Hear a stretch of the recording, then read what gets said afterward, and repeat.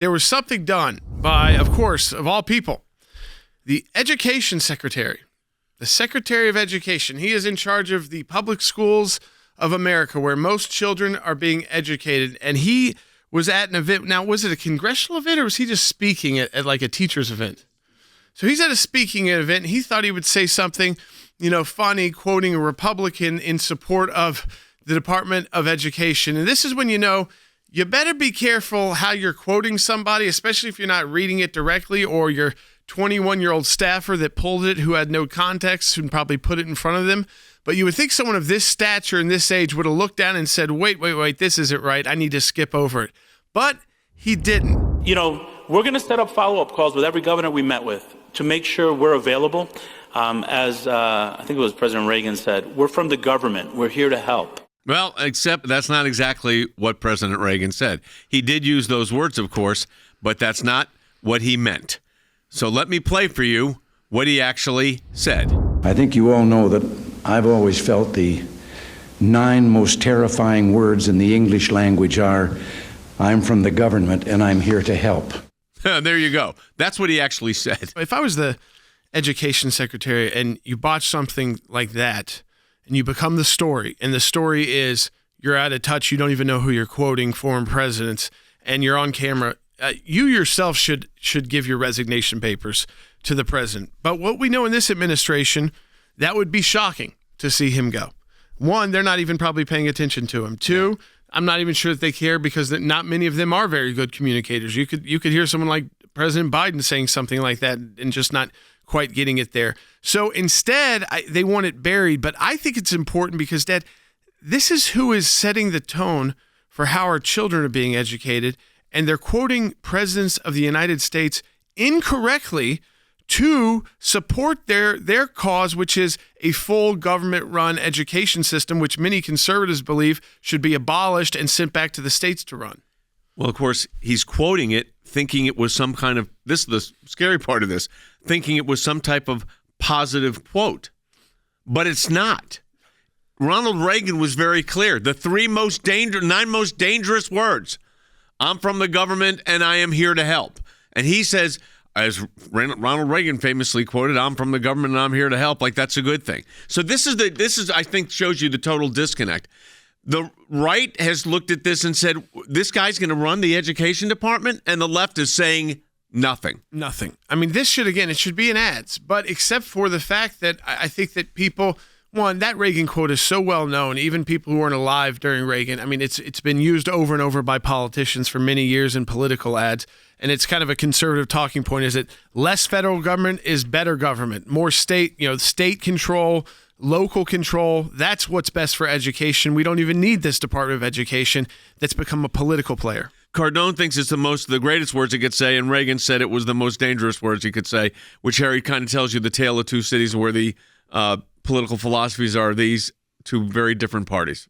I think that's correct. And secondarily, I would argue it underscores the miseducation, if you will, of America's education secretary and the miseducation, if you will, of the Biden administration. In other words, Secretary Cardona cannot distinguish an attack on government from praise for the government. And I think the American people are sufficiently well equipped to make that distinction, and hopefully they will continue to make that distinction. But I would argue that Secretary Cardona is certainly a candidate for mandatory re-education so that he would actually understand history. He would understand the meaning of words. And I think he is a clear and unmistakable example of why the Biden administration continues to make so many missteps. Secretary Cardona, I mean, it's hard to even say this is a cabinet secretary, not an assistant, not somebody who just works at the Department of Education who botched this Reagan line trying to support, more federal takeover of your kids' education in the public schools, which conservatives have questioned for a decade since the founding of the Department of Education, since we have state Department of Educations, local education boards, parent-teacher boards, all of these different boards, and you would seem like they would know what's best for the community they serve and what education process would be best. But, of course, the government always wants to be in complete, the federal government wants to be in complete control. We've got on our website, we've just produced for you a brand new video special on the first phase of what we're calling the 240. That is the hostages, a detail of our legal fight. And we just updated it with the release of the families that we are representing that were released 2 days ago. You go to aclj.org/bring them home, and you'll be able to see the video there. You can click on it. Again, it's about 40 minutes long. Kind of walks you through everything we did. It is not for kids, but again, young adults, high schoolers, people in college, certainly. Send it around, especially to family members who've been asking you questions about who's right in this conflict. Not that they may have loved what Hamas did to people, but has Israel been this horrible aggressor that I keep hearing about on my college campus? This is something they need to watch and see. See these families that came all the way from Israel to Washington, D.C. To beg for help. I mean, literally. And they were brave to do so. One, they're not always speaking their first language. Two, you've got all these cameras and members of Congress in these, kind of huge buildings, the U.S. Capitol with powerful people, imagery, and you're jet lagged, and you're also, as one of the brothers that is our client said, every day for him is October 7th. When he closes his eyes, it's October 7th. Yep. It's a nightmare. But even when he's walking around, it's October 7th. So they're reliving this day by day. And unfortunately, those clients were all of adult males.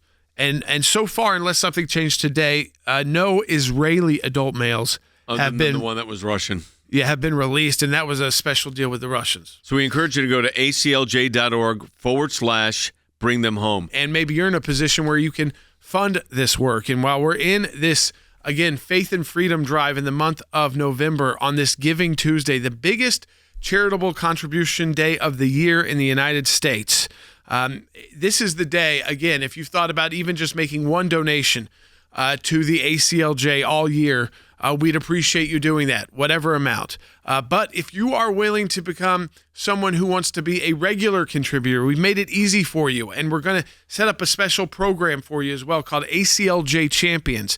ACLJ Champions are recurring donors, and we already have people that have done that before. But what you do, Dad, is you choose an amount that you're comfortable with. Like, is it $50? Is it $100? Is it $25? It could be more for people who are comfortable with more of an amount. And that will be automatically charged to your card. It's a tax-deductible donation each month. So in a matching challenge month, you'll still, that donation will get the benefit of the double the impact. And you will, again, be assisting the ACLJ, not just because it is financial support for us, Dad, but because it allows us to look at the plan and say, next month we know this many ACLJ champions pledged this much resources. So we can budget, especially important for special projects like we're dealing with right now. You can't predict in this world right now what's going to happen. I mean, that they're going to keep President Trump off the ballot in states, and 15, 16 different states we're going into court representing all these GOP state parties, and we've also got clients in Israel. None of that we could have predicted 6 months ago. And that's why this is so important. So again, this is the biggest charitable giving day in the United States every year. Giving Tuesday. So we encourage you to go to aclj.org. Fighting for you on every one of these issues, whether it's the courtrooms or Congress. Donate today, aclj.org.